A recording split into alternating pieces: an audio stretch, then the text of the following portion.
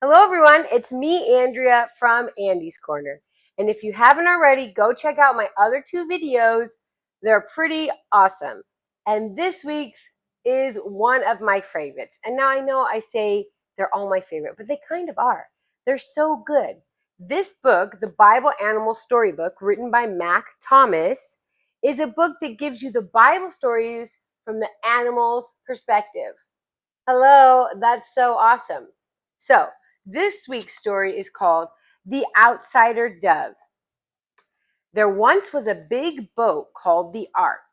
Inside lived at least two of every kind of animal and bird.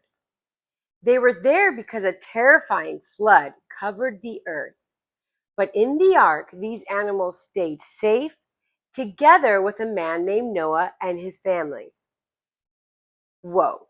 Can you imagine living in a boat with a bunch of animals? I can't imagine. Let's see what happens. Most of these creatures like to spend their time in the ark, eating or sleeping or chatting with one another.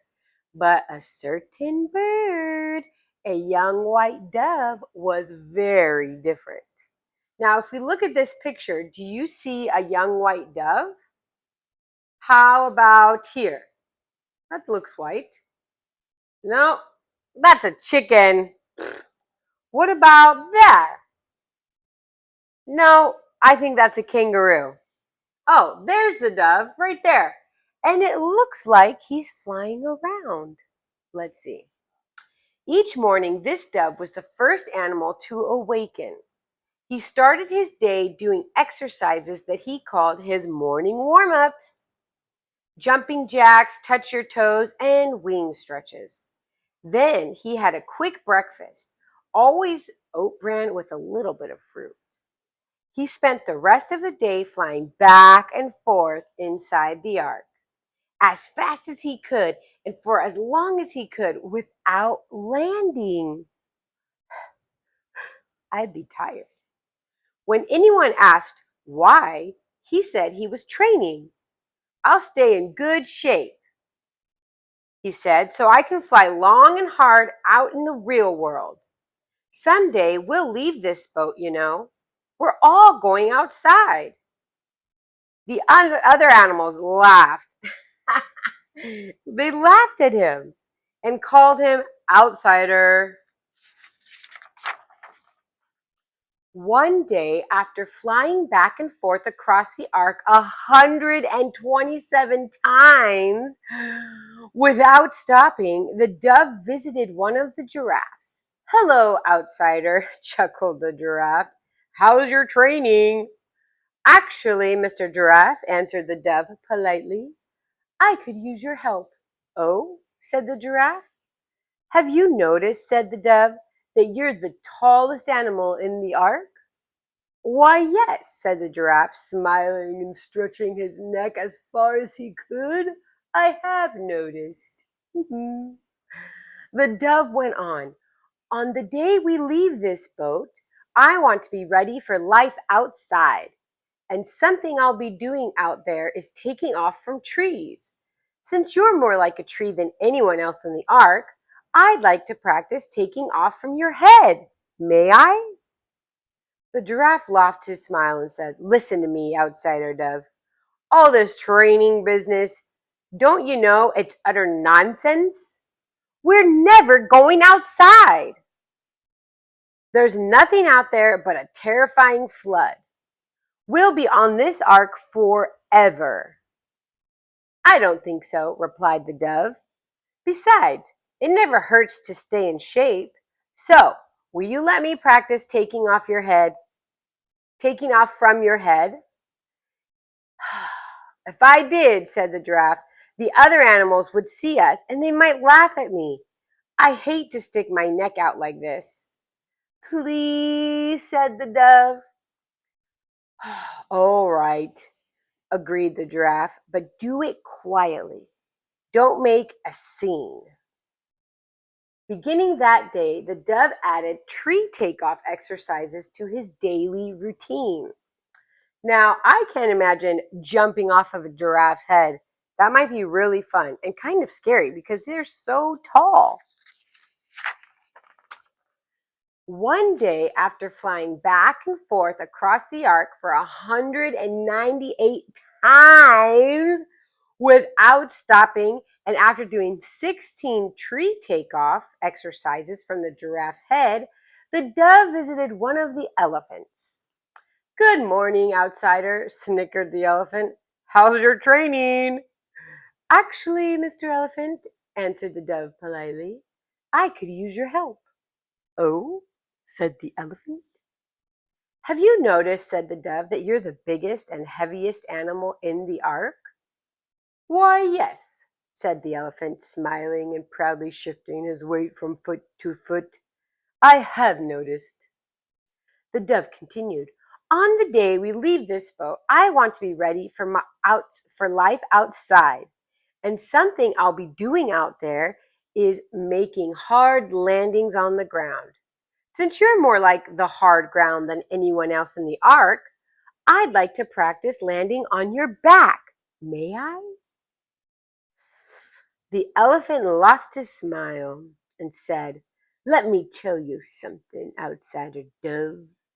These exercises you're doing, all this flying here and there, don't you know it's utter silliness? We're never going outside. There's nothing out there but a terrifying flood. We'll be on this ark forever." "I don't agree with you," replied the dove. "Besides, it never hurts to stay in shape. So, will you let me practice landing on your back?" "Tsk, tsk, tsk," said the elephant, shaking his head. "I can't be weighed down by your foolish concerns. Besides, the other animals might see us and laugh at me." "Please," said the dove. "Oh, all right," said the elephant, "but do it gently. Don't make a scene." And the dove that day added hard landing exercises to his daily routine.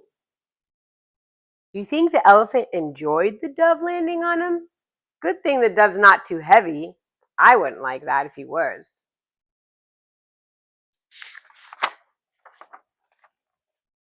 Ooh, look at that lion. Scary. One day, after flying back and forth across the ark for 256 times without stopping, and after doing 35 tree takeoff exercises from the giraffe's head, and after doing 21 hard landing exercises on the elephant's back, the dove visited one of the lions. "Greetings, outsider," snorted the lion. "How's your training?" "Actually, Mr. Lion," answered the dove politely, "I could use your help." "Oh?" said the lion. "Have you noticed," said the dove, "that you have the loudest roar of any animal in the ark?" "Why, yes," said the lion, and he let out a roar so loud it rolled the dove over 8 times and blew out a few of his feathers. "Whew, I have noticed," the lion said with a smile. "Well," continued the dove as he got up and smoothed his rough feathers, "on the day we leave this boat, I want to be ready for life on the outside. Something I'll be doing out there is flying through thunder and windstorms. Since your roar is more like a thunder and windstorm than anything else in the ark, I'd like to practice flying in and out of your mouth while you roar." This dove is crazy. I'd be terrified that lion would be like, "May I?" the dove said. The lion lost his smile and said, "Give me your attention, outsider dove. This life on the outside you speak of, don't you know it's utter foolishness? We're never going outside. There's nothing out there but a terrifying flood. We'll be on this ark forever." "I can't believe that," replied the dove. "Besides, it never hurts to stay in shape. So, will you let me practice flying into your roar?" The lion grumbled a little and said, I think it's a beastly waste of time. Besides, the other animals will see us doing it and all laugh at me. Please, said the dove.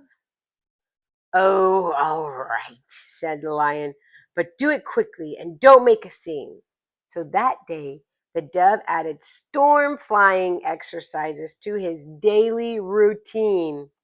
And look, these birds, they said, hey, look out.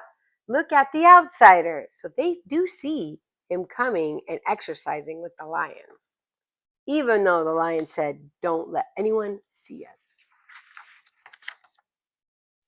One morning, after flying back and forth across the ark 411 times, without stopping, and after doing 62 tree takeoffs exercises from the giraffe's head, and after doing an even 50 hard landing exercise on the elephant's back, and after doing one storm flying exercises in and out of the lion's mouth, he didn't like doing that too many times, for it tended to blow off all his feathers.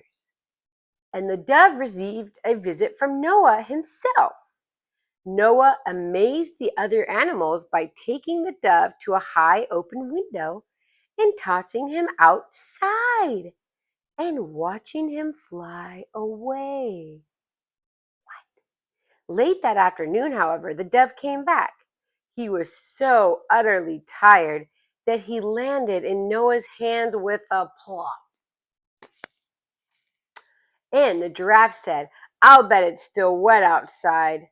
The elephant said, I'll bet there's no dry land. And the lion said, maybe that dove has finally learned there's nothing out there for us. But the next day, the dove was awake before anyone else, doing his morning warm-ups again. After a breakfast of oat bran and a little fruit, he flew back and forth across the ark for 516 times without stopping. Then he did 74 tree takeoffs from the giraffe's head. Then he did 59 hard landing exercises on the elephant's back.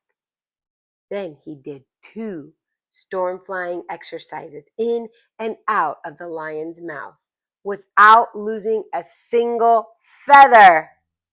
He's improved. Just a week later, Noah once more sent the dove out of the window. So he's getting to fly outside. The dove returned again late that afternoon. This time he held in his beak a freshly picked leaf from an olive tree. Noah told the dove he could keep it. The next morning, after his warm-ups and his breakfast and 554 flights across the ark without stopping, the dove flew to the giraffe for the tree takeoffs. What's that in your beak? The giraffe inquired. Oh, just a freshly picked olive leaf, answered the dove. Where did you get it? Snapped the giraffe. From an olive tree, said the dove. The giraffe held his lips tight. But later, as the dove started springing up for his 89th takeoff that morning, the giraffe could keep silent no longer. Stop, he said. The flood's over, isn't it? There's land out there and trees and grass and flowers. It's all there waiting for us, isn't it? Isn't it? Why, yes, Mr. Giraffe, you're right.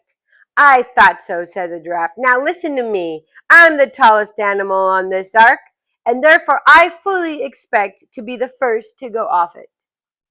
Just a moment, said the elephant, coming closer. I heard that, and let me tell you, I'm the biggest and heaviest animal on this ark, so I have every intention of being the first to leave. That very second, there was an ear-splitting roar, and the lion said, Give me your attention. I overheard your discussion, and as the animal with the loudest roar on this ark, I have no doubt that I shall be the first to disembark. and he roared again. While these three argued, the dove floated upward to do flying exercises far overhead. He did 149 circles, 162 figure eights, and exactly a dozen double roll dives with full twists. And here they are arguing. I'm first. No, I'm first. No, I'm first.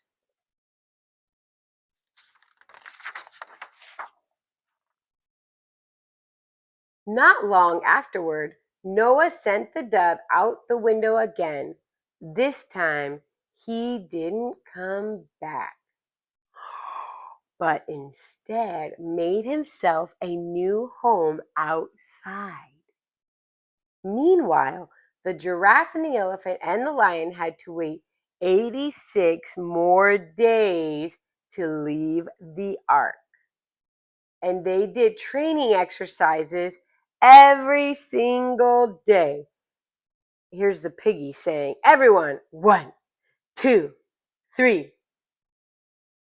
That's awesome. If you'd like more information on this story, the real story of Noah's Ark, you can read Genesis 7 and 8. Sometimes people in this world might laugh at us because we feel like we need to do something different from others. And that's okay. And look, the dove was right. He had faith that God saved them for a purpose. And guess what? God made you for a purpose as well. If you don't know what that purpose is, that's okay. When you talk to God, you can talk to God any time of the day. But if you want, in the evening when you're going to bed, talk to God and ask God, God, what is my purpose? And wait and listen. See how many days the dove waited and waited and believed and believed? Wait for God to answer you. I hope you enjoyed this story. This is one of my favorite stories. I think it's so funny that he's doing exercises in a boat. And then everyone tries to make fun of him, but he was right. Ha! He got them. Anyways, I hope you enjoyed this story, and I'll see you later with another video. Bye!